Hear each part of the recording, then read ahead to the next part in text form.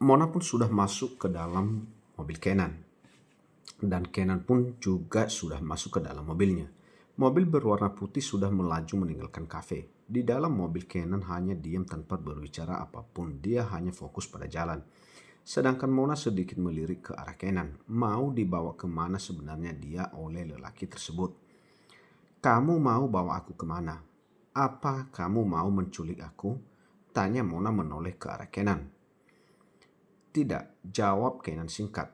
Lalu kamu mau bawa aku kemana? Sudah, diam aja. Aku akan menunjukkan sesuatu kepadamu. Ucap Kenan tanpa menoleh ke arah Mona yang terus berbicara. Iya, kemana? Kamu mau bawa aku kemana? Mona yang terus ngotot ingin tahu sebenarnya dia akan dibawa kemana oleh Kenan. Baiklah, jika kamu tidak mau memberitahu, aku akan telepon papaku kalau aku sedang diculik. Mona yang sudah meraih ponsel dari dalam tasnya. Namun saat Mona sedang membuka ponselnya, tiba-tiba Kenan langsung mengambil ponsel Mona begitu saja. Bisa diam gak sih? Udah deh diam. Aku tidak akan menyakiti atau melukaimu, jelas Kenan. Mana aku percaya, kita saja tidak saling kenal. Makanya kamu diam dulu, nanti kamu akan kenal siapa aku. Ucap Kenan yang menoleh ke arah Mona sambil mengemudikan mobilnya. Mona yang mendapat perintah dari Kenan seketika diam. Ia hanya menatap ke arah kaca mobil di sebelahnya sambil menikmati pemandangan di sore hari. Setelah perjalanan hampir 25 menit, Kenan dan Mona pun sudah tiba di sebuah pemakaman umum yang begitu sangat luas. Mona yang melihat pemandangan di depannya seketika mendelik. Matanya pun melotot menoleh ke arah Kenan. Mau apa kamu mengajakku ke kuburan? Apa kamu mau membunuhku, lalu menguburkan jasadku di sini? Tidak ada gunanya aku membunuhmu. Sudah, ayo cepat turun. Jangan kebanyakan omong, ucap Kenan lalu turun dari mobil. Mona yang melihat Kenan sudah turun dari mobil pun seketika ikut turun. Mona melihat Kenan sudah berjalan masuk ke dalam pemakaman tersebut. Duh, tuh anak aneh banget nih. Ngapain coba bawa aku ke kuburan? Gerutu Mona sambil berjalan mengikuti Kenan. Mona terus berjalan di belakang Kenan. Ia terus mengikuti langkah Kenan yang ada di depannya. Sampai akhirnya Kenan berhenti begitu saja di depan dia, Nissan. Mona yang tidak memperhatikan langkahnya seketika menabrak tubuh Kenan yang ada di depannya. Buk, aduh, kenapa kamu gak bilang sih kalau mau berhenti? Sakit tahu kepalaku, ucap Mona sambil mengusap jidatnya. Kenan yang mendengar ucapan Mona tidak lagi meresponnya. Ia terus menatap dua batu nisan di depannya. Kita sudah sampai, ucap Kenan. Mona yang mendengar ucapan Kenan seketika juga menatap ke arah batu nisan yang ada di depannya. Kuburan siapa ini? Tanya Mona. Kamu bisa bacakan, budayakan membaca. Kenan yang merasa gemas hingga menyentuh kepala Mona agar Mona melihat tulisan di batu nisan tersebut. Mona seketika membaca nama di ukiran nisan tersebut, yaitu Galuh Raharja, dan membaca juga nisan di sebelahnya yaitu Anissa Raharja. Mona yang membaca nama di ukiran nisan tersebut seketika terkejut. Mona pun langsung menatap ke arah Kenan. Bukankah ini pemakaman Om Galuh dan Tante Anissa? Tanya Mona. Iya, dua nisan yang ada di depan kita adalah orang tuaku, jawab Kenan. Mona yang mendengar ucapan Kenan seketika ingin pingsan. Hah? Lalu siapa kuburan kecil yang berada di samping mereka ini? Bukankah kamu? Mona yang menunjuk kuburan kecil yang bernama Kenan Malik Galuh R di batu nisan. Apa jangan-jangan kamu hantu? Lanjut Mona lagi. Tidak. Aku manusia bukan hantu. Yang ada di dalam batu nisan itu bukan aku. Jadi sebenarnya aku masih hidup. Dan hanya kedua orang tuaku saat itu yang meninggal saat kecelakaan. Mona yang mendengar ucapan Kenan masih tidak percaya. Apa aku bermimpi? Bangun Mona. Mona terus menepuk-nepuk pipinya. Kamu tidak bermimpi, Mona. Apa yang kamu lihat itu nyata. Aku adalah Kenan yang sebenarnya. Kenan yang terus meyakinkan Mona. Lalu siapa yang ada di dalam batu nisan ini, tanya Mona. Entahlah, aku dulu bahkan tidak tahu jika kedua orang tuaku sudah meninggal.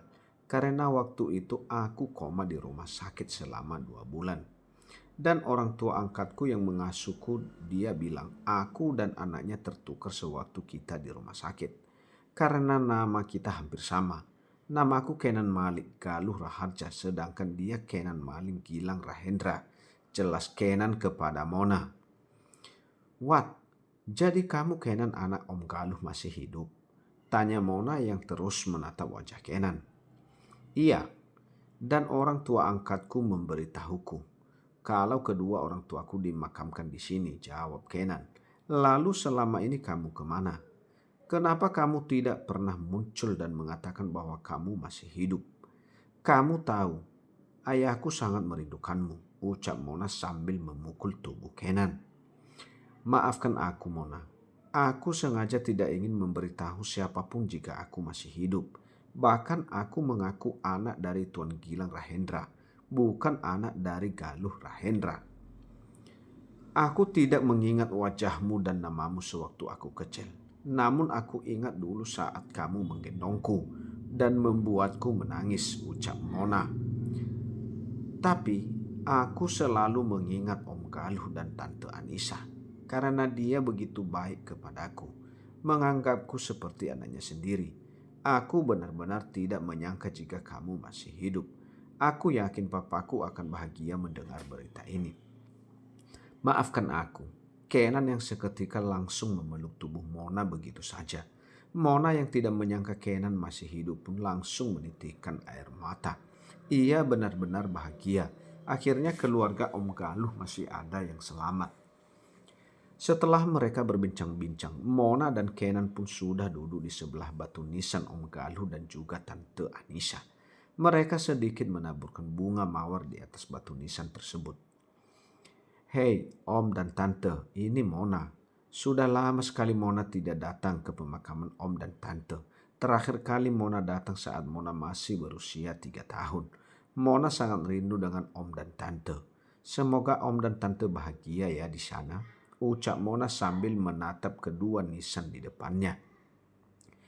Hei Ma, Pa, sesuai permintaan Mama dan Papa. Akhirnya Kenan bisa kembali dekat dengan putri cengeng Mama dan Papa ini, yaitu Mona. Akhirnya Kenan dan Mona bisa bertemu lagi setelah sekian lama kita berpisah. Semoga Mama dan Papa bahagia ya dengan melihat Kenan dan Mona bertemu lagi. Kenan yang mengusap batu nisan kedua orang tuanya. Setelah selesai menaburkan bunga mawar di atas batu nisan, Kenan segera mengajak Mona untuk pulang. Ayo kita pulang, ucap Kenan. Mona pun sudah beranjak berdiri lalu berjalan lebih dulu di depan Kenan, dengan Kenan berjalan di belakangnya. Sesampainya di mobil, Kenan segera membukakan pintu mobil dan Mona masuk ke dalam mobil. Mobil putih pun sudah siap melaju meninggalkan pemakaman umum. Di dalam mobil Mona hanya diam sambil menatap ke arah jalan. Sudah tahu kan siapa aku? Kenan yang memecah kehenginan. Aku masih benar-benar tidak menyangka jika kamu masih hidup, Kenan. Mona yang menoleh ke arah Kenan. Sudah bertahun-tahun aku mengamatimu dari kejauhan. Mona yang mendengar ucapan Kenan kembali menoleh ke arah Kenan. Maksud kamu? Tanya Mona. Iya, selama ini aku selalu mengamatimu dan keluargamu. Aku selalu menjagamu dari kejauhan hingga kamu akan menikah dengan laki-laki brengsek seperti Satria, jelas Kenan sambil mengemudikan mobilnya. Bagaimana kamu bisa tahu jika Satria adalah laki-laki brengsek? Dan bagaimana bisa kamu ke kafe itu?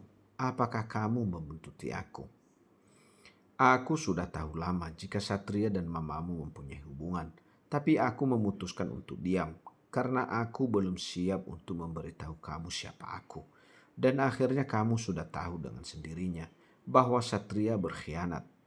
Mungkin banyak orang yang tidak percaya dengan ucapanmu.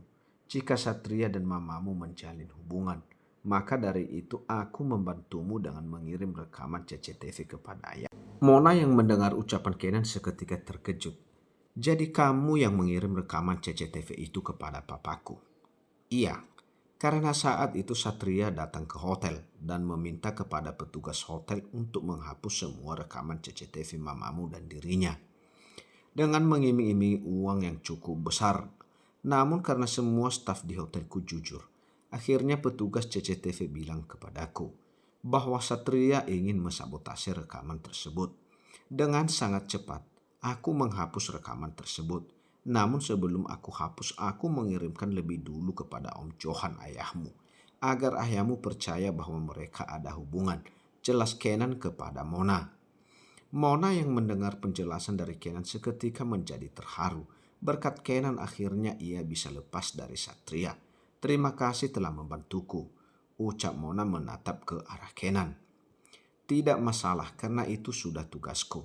Sebelum papa dan mama meninggal, mereka selalu pesan kepadaku agar selalu menjagamu. Mungkin kalau bukan karena kamu, aku akan tetap dinikahkan sama Satria karena tidak ada satu orang pun yang percaya dengan ucapanku. Apa kamu bahagia bisa lepas dari Satria? Sepertinya kamu belum bisa move on. Buktinya saat aku mengaku sebagai pacar kamu, kamu marah. Kenan yang sedikit menoleh ke arah Mona. Bukan begitu Kenan. Aku hanya tidak mau semakin memperkeruh suasana. Dan aku tidak ingin disalahkan karena jelas-jelas hubunganku dan Satria selesai karena salah Satria bukan salahku. Tapi kamu sekarang bahagia bisa lepas dari Satria? Tanya Kenan lagi karena belum mendapat jawaban dari Mona. Awalnya berat, sangat berat. Karena kita sebentar lagi akan menikah. Namun setelah aku berpikir untuk apa aku terus bersedih. Bukankah seharusnya aku bahagia bisa lepas dari laki-laki yang tidak baik sebelum menikah? Akhirnya dari situ aku bisa menerima bahwa hubunganku telah selesai. Jawab Mona dan Kenan hanya tersenyum. Setelah perjalanan 30 menit, akhirnya mereka tiba di kediaman Mona. Mona pun sudah turun lebih dulu dari Kenan. Lalu diikuti Kenan yang juga turun dari mobil. Ayo masuk dulu. Kamu harus bertemu dengan papa, ajak Mona. Mona pun sudah masuk ke dalam ruangan dengan diikuti Kenan di belakangnya. Baru pertama kali Kenan masuk ke dalam rumah Mona setelah bertahun-tahun menghilang. Terakhir masuk saat dia masih berusia 6 tahun. Mona pun seketika berjalan mendekat ke arah ayahnya yang sedang menonton TV di ruang tamu. "Pa," panggil Mona secara tiba-tiba membuat Tuan Johan sedikit terkejut. Tuan Johan yang mendengar suara Mona seketika langsung menoleh. Tuan Johan menatap ke arah Mona dan juga laki-laki yang berdiri di samping putrinya. "Sudah pulang sayang?" tanya Tuan Johan. Kenan pun seketika berjalan mendekat ke arah Tuan Johan untuk bersalaman. "Apa kabar Om? Sehat kan?" tanya Kenan sambil mengecup tangan Tuan Johan. Tuan Johan yang melihat laki-laki di rumahnya seketika mengira bahwa laki-laki itu adalah pacar baru Mona. "Cepat sekali sayang kamu move on dari Satria. Udah dapat penggantinya aja?" tanya Tuan Johan menatap ke arah putrinya. "Dia bukan pacar Mona, Pak. Dia adalah Kenan, anak Om Galuh dan Tante Anissa." Mona yang sudah duduk di sofa. "Ayo duduk Kenan. Anggap seperti rumah sendiri." Mona yang sudah mempersilahkan Kenan untuk duduk. Tuan Johan yang mendengar ucapan Mona sedikit bingung. "Maksud kamu apa Mona?" "Ini Kenan Pak, anaknya Tuan Galuh dan Tante Anissa," jawab Mona lagi. "Kamu ini ada-ada saja. Kenan anaknya Om Galuh dan Tante Anissa sudah meninggal 20 tahun yang lalu. Kamu jangan berpikir yang tidak-tidak, itu tidak baik." Tuan Johan yang tidak percaya dengan ucapan putrinya. "Coba kamu jelaskan kepada Papa Kenan, biar Papa percaya. Papa memang tidak pernah percaya dengan ucapanku." Mona yang menatap ke arah Kenan yang duduk di sampingnya. "Apa yang dikatakan Mona memang benar Om. Saya adalah Kenan putra dari Om Galuh dan Tante Anissa. Dulu saya selamat dari kecelakaan 20 tahun yang lalu. Halah, kamu bohong. Tidak boleh berbohong seperti itu. Jelas-jelas Kenan sudah meninggal. Bahkan saya juga melihat jasadnya dimakamkan di sebelah makam Galuh dan Anissa. Kamu jangan berbohong ya. Jangan menipu saya dan anak saya. Tidak ada yang menipu, Papa. Waktu di rumah sakit, Kenan tertukar dengan jasad orang lain yang namanya hampir sama dengan Kenan, Pak. Lalu Kenan diadopsi oleh seseorang yang anaknya meninggal dimakamkan di sebelah makam Om Galuh dan Tante Anissa. Jelas Mona agar ayahnya percaya.